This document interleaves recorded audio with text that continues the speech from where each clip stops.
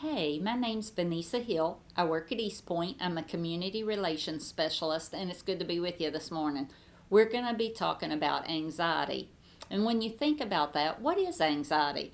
Well, that's some people call it worry. We can get nervous, and it's about something that's going to happen. Do I have to go somewhere?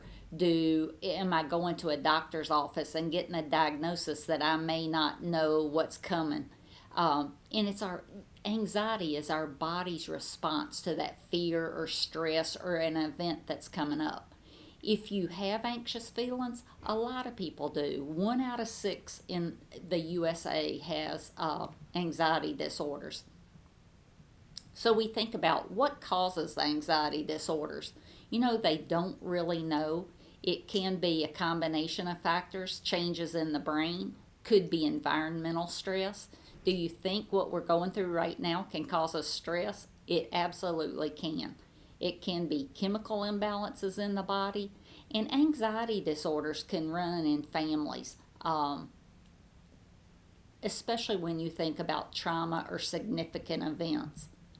So, the symptoms associated with anxiety, excuse me, it affects every part of our body. You think about you can have trouble swallowing. You may think you're going to choke. You can't, that just won't get down. You feel it right here in your throat. Could be that you have nausea, diarrhea. There's changes in your digestive system. Things just aren't working like they usually do. You can have heart palpitations. You feel like your heart is beating so fast it's going to come out of your chest. Could be muscle tension. We feel it in our neck, our shoulders, and it's just so tight. And we can even feel irritability.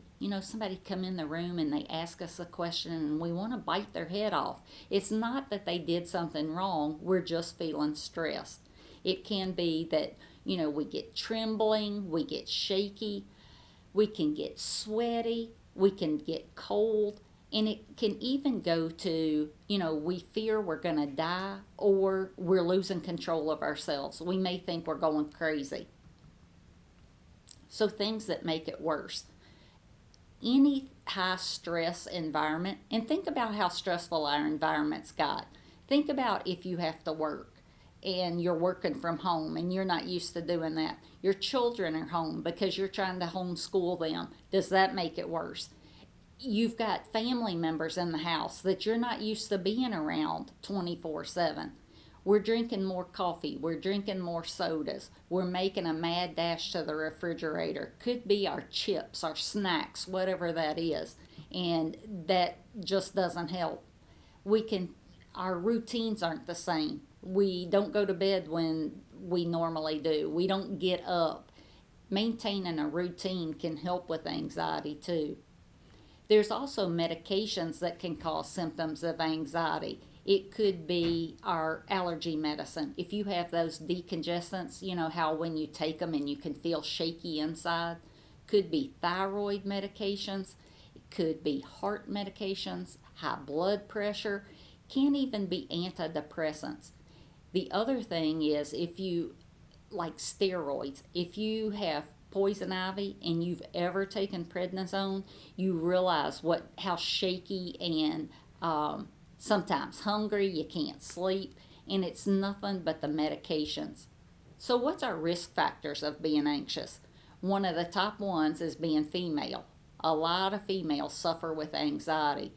Could be that you've got something going on physically. It could be you have arthritis, you've hurt your knee or your shoulder. And think about the folks that have hearing or vision loss. If I don't have my glasses with me, I get anxious because what if somebody wants me to read something? What if I have to sign something? I want to make sure that I can do that. What if I'm not hearing what you're saying? What if I'm just shaking my head yes? I may be shaking my head yes to the wrong thing. When we get anxious too, we don't concentrate the way we usually do, and that can make us think, I'm losing my mind. I can't think of things.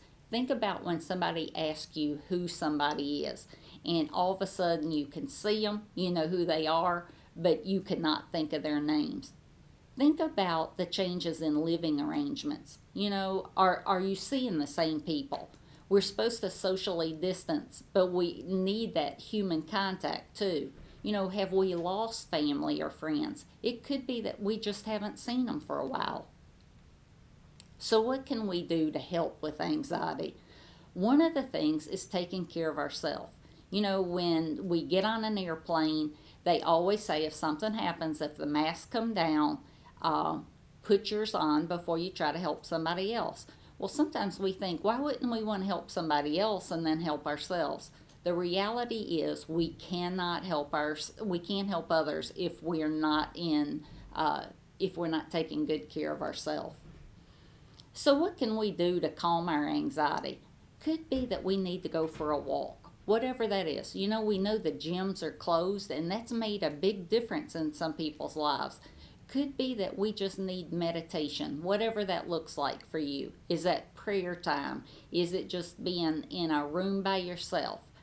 Could be that we need to breathe deeply. When we get stressed, our breath gets real quick.